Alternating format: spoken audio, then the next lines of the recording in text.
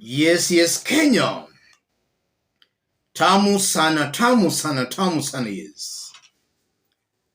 Rebellion against William Ruto on the mountain is growing big and bigger. About 4 days ago, we saw Water CS Alice Wahome writing a protest letter to Treasury complaining that some funds that had been allocated for water projects on the mountain had been reallocated to some other regions for political reasons. And at that time, Wamuchomba, Githunguri member of parliament, also complained and made it very clear that Ruto was shortchanging the mountain. We also saw Gatanga member of parliament complaining. And speaking, or rather today, Muranga women representative and Madhya MP have also joined in the rebellion.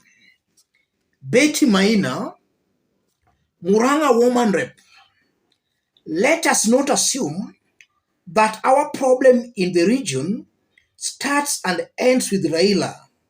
We are used to giving Caesar what belongs to Caesar, but what we get in return is not commensurate with our votes.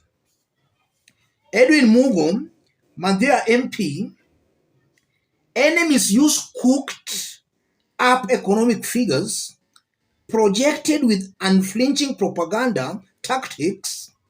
They are hoodwinking Kenyans to justify the unjustifiable with an aim of denying us our rights. Rebellion against William Ruto is growing big and bigger. And it's also very interesting that Uhuru Kenyatta has announced that on 22nd of May, Jubilee Party will be holding its national delegates conference. If you look at that, and the growing rebellion, especially in Uda, that should be sending chills in William Ruto's team. In this video, I want us to dig deep into this for Kenyans to understand the games being played behind the scenes. If you are watching us, but you have not yet subscribed, subscribe, give this video a like. Let's proceed. Let's have a look at a very interesting tweet shared by one Kinuthia Pius. CS Wahome complained PS Rono cancelled Mount Kenya projects without consulting her.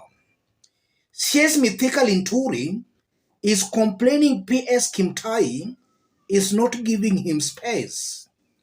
CS Treasury Njuguna Ndung'u is complaining PS Chris Kipto is micromanaging the treasury.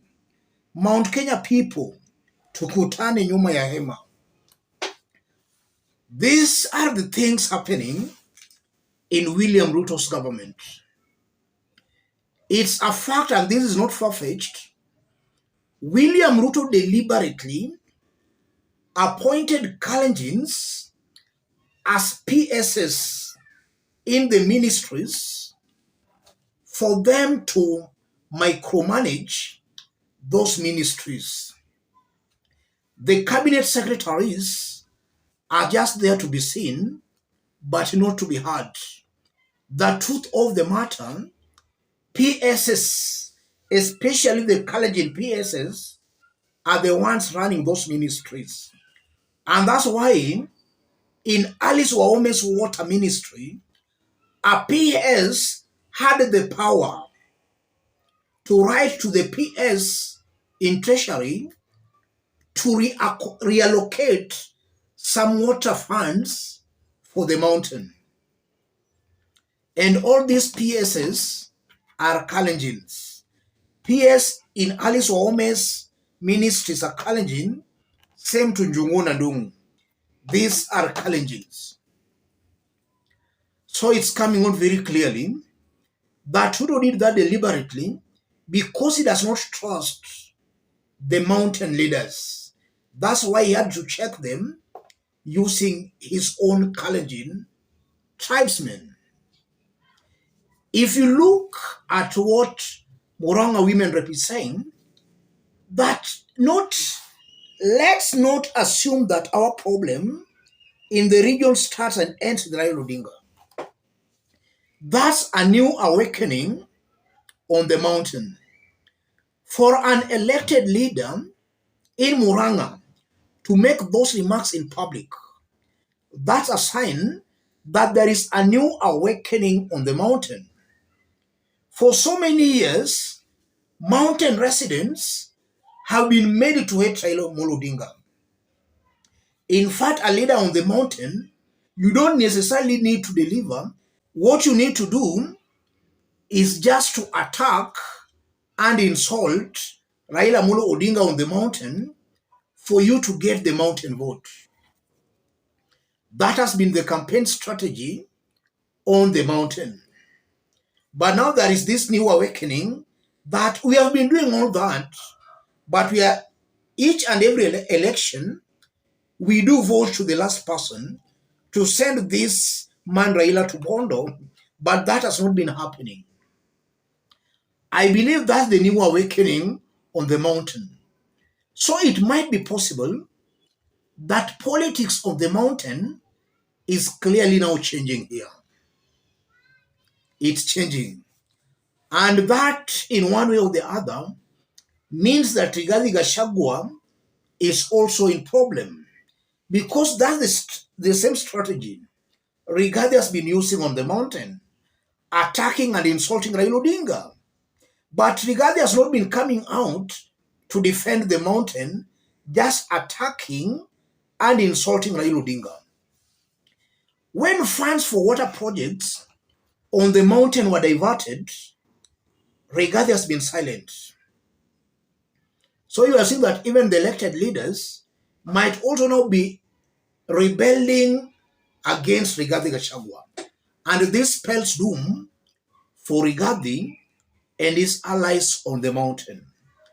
And with Uhuru Kenyatta's NDC meeting scheduled for 22nd May this month, that should also be a warning to William Ruto that the mountain is now reclaiming its political position in the country.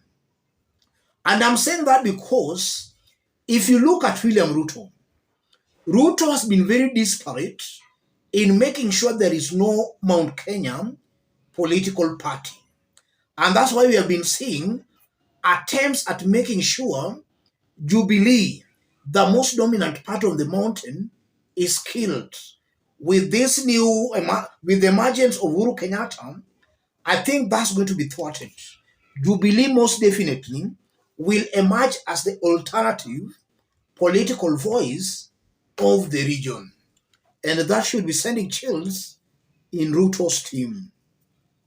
As I conclude, it's a fact, going by what we are witnessing, that most definitely, if William Ruto and his team do not deliver, which already they failed to deliver, they gave a lot of promises to the mountain, promises which they have not been able to deliver. If things does not change, if they continue on that trajectory, it's a fact they will lose the mountain vote. And I'm saying that because in 2022, Uhuru Kenyatta gave his people direction. But from the results Chebukati announced, it's almost certain and very clear the people never heeded to Uhuru Kenyatta's advice.